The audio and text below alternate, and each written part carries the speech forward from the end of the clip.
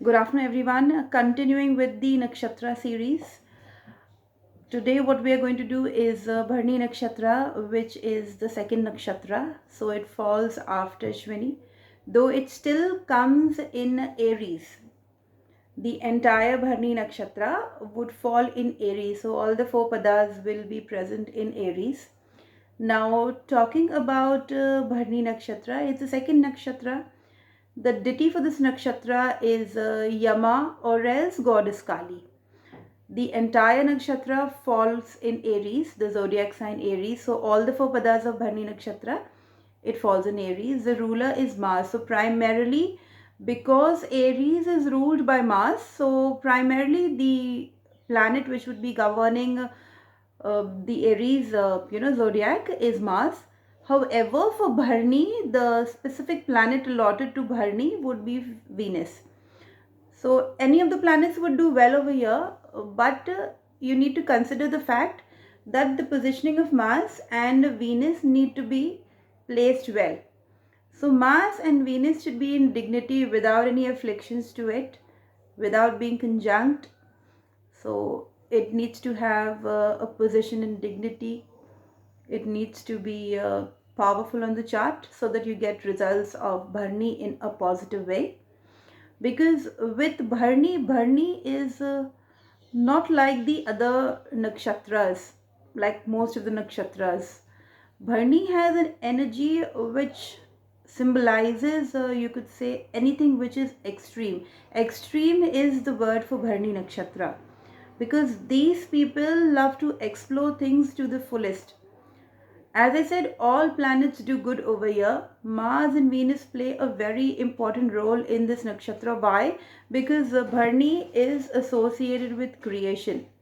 Mars and Venus both play the most important thing in creation.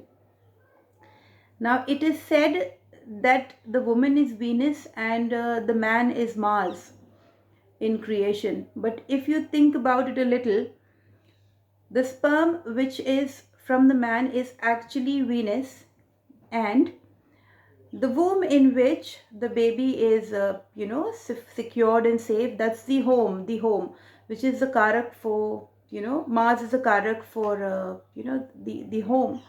So what's happening here? It's an energy exchange. You will get Mars within a woman and you'll get Venus in a man. Until and unless this works together, there's not going to be any kind of creation. Now, when you talk about Bharani Nakshatra, the symbol to it is the female yoni. It's also a boat. Why a boat? Because again, Bharani Nakshatra symbolizes transportation between different planes and different realms. Why? Because it is also connected to our ancestors. So Bharani Nakshatra has a very important connection to our with our ancestors. Another important thing about Bharani Nakshatra is all the padas, yeah, the pada 1, the pada 2, the pada 3 and 4, they would primarily be under the umbrella of Mars, and then secondly under Venus. So Mars and Venus playing a very important role over here. At times, what is seen when Bharani is placed well, people make a very good, you could say, occultists, microbiologists, biologists, people who are into the world of, into the profession of sex and glamour, uh, people who are into fertilizers, seeds, cooks, caterers, hoteliers. Especially, Bharani is also connected to nannies, then nursery teachers, those kindergarten teachers, because it's about creation. Now, when a child is growing, you're creating something from the child itself. So yes, when there is any kind of affliction to Bharani, there would be issues pre or post having a child with the womb. There would be some kind of a complication, pre or post. Another second important thing which is seen with Bharani Nakshatra natives, they have a lot of near death experiences, or else a lot of, you could say, out of body experiences. maybe they meet with an accident, or else they go into a phase where, when they've been going through this kind of a surgery, or else, a life and death experience, they found themselves going out of body. It's like an out of body experience. They might have seen a lot of things, but then they still come back to conscious. One very important thing in Bharani Nakshatra, what they need to do, they need to go ahead and curb their sexual desires to achieve the highest greatness of Bharani. Until and unless you do that, you will not be able to see the highest greatness of Bharani Nakshatra, because it's a beautiful nakshatra. It also resonates to the occult, you could say, the eighth house of mysticism, the eighth house of astrology, investigation. So they make very good investigators, astrologers. Somebody who's into the research field can do very well over here with the Bharani Nakshatra. It is a difficult nakshatra, however, there's a beauty to it. It depends upon all the four padas, where exactly your planets are placed, which planet is placed where. Today I'm giving you a very brief and basic, reasoning and explanation about Bharani Nakshatra. Later on, when I'm doing videos, I will definitely cover the in-depth explanation of planets. Now, another thing which is seen on the negative side of Bharani Nakshatra, whenever you have a Bharani in affliction, you would see that these people jump into multiple things without an understanding or without caution. Now, most of the time, what happens, they follow their instinct rather than reasoning. So it's like instances are given very important, you know play a very important role over here, rather than reasoning. Now, when you talk about padas, just like the other nakshatras, Bharani is also having four padas, and all four padas would fall in your Taurus. Now, when you're talking about Taurus, the first pada is governed by Sun. So here, what happens? It's Taurus. I'm sorry, it would be Aries, and the first pada would be governed by Sun. That is the Leo Navmansh. It's a beautiful pada. It'll be having people who would be daring. They would love wars, I would say. They would always possess some kind of weapon. Very creative, responsible, action-oriented. Uh, Always having the win-win situation in a conflict.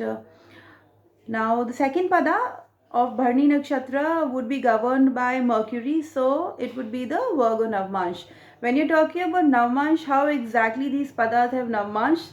It is nothing, it's just a synchronized order of all our zodiacs. So if something starts, for example, if something will start with Aries, the pada 1, the second pada would obviously be Taurus, the third pada would be Gemini, the fourth pada would be, so it goes on this ways. Now, when you're talking about it's just the Virgo now March. Like, for example, the pada 1 was Leo, the Leo Navmansh, after which comes the Virgo Navmansh. So pada 2 would be the Virgo Navmansh. This is governed by Mercury. Very hardworking, highly intellectual people, very good in communication and daily routine jobs.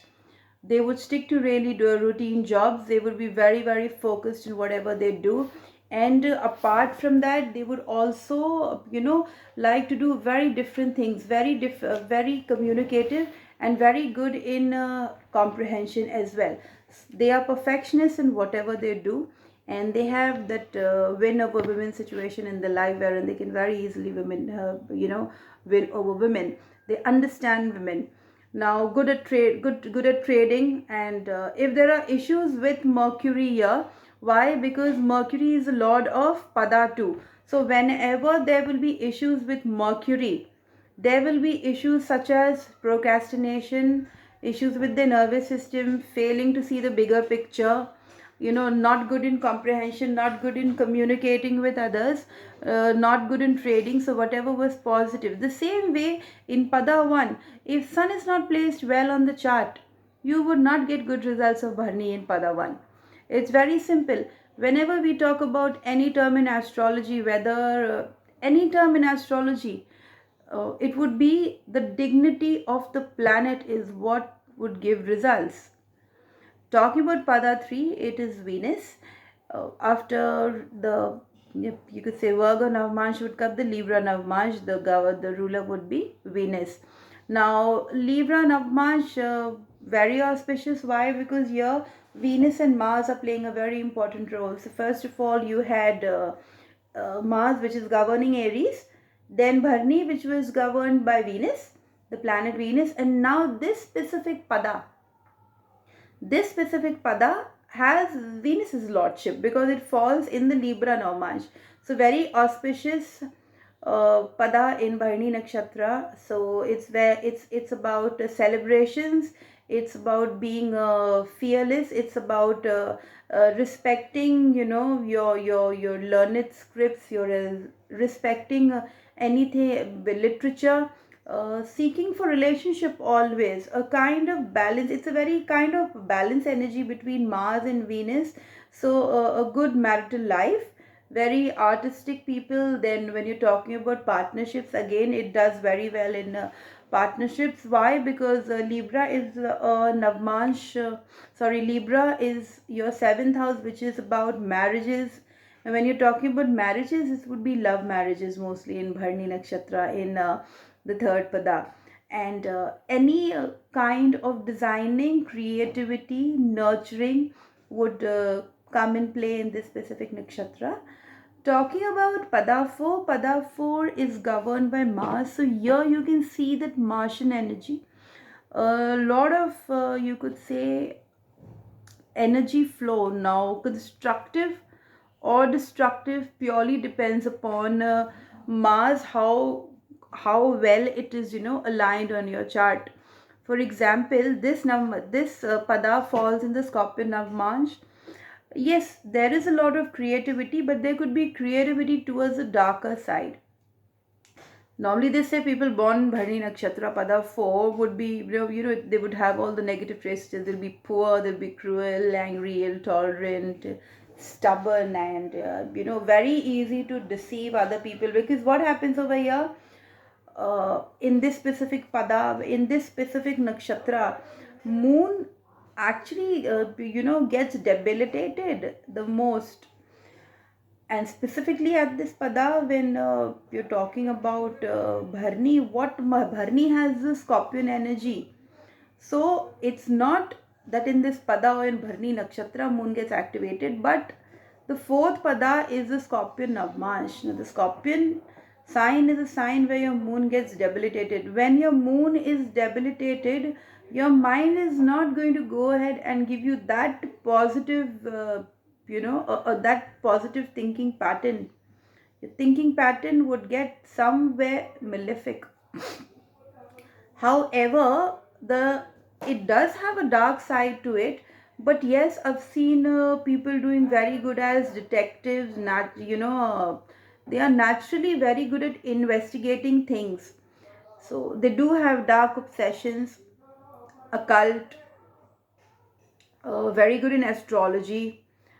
Uh, Here is where you see Saturn also getting debilitated. You see Saturn getting debilitated in Bharni Nakshatra. So you need to be very careful about this nakshatra. What it only says in short, everything that would happen would be extremes.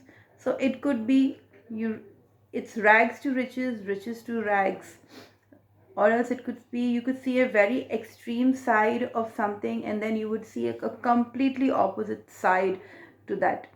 So this is all that I have for Bharani Nakshatra. And yes, as we have energies of goddess Kali, we've got energies of Yama. What would actually happen now? Yama is the brother to Shani.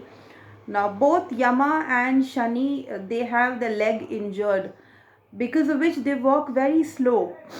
Now what actually happens when you walk slow? Say for example, you need to reach somewhere at 10, you may reach there at 11, but you'll reach there. So success is guaranteed for Bharani Nakshatra people. However, you'll get it a little delayed when you initiate things. Like what actually happens with Ashwini? Ashwini is very good at initiating. Ashwini is very good at initiating, but there's a difficulty with them completing things. The same thing with Bharni. They're good at initiating, they're good at doing their work. But how would it happen? It would happen just at the pace of Yama. At the pace of Saturn, it will be very slow. But they will be putting a little more effort than others. However, they will definitely get success.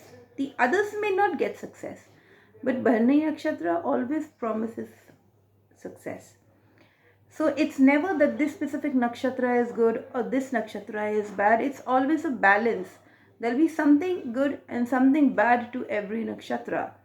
So I hope you liked this video, and if you've liked it, do share and subscribe to my channel.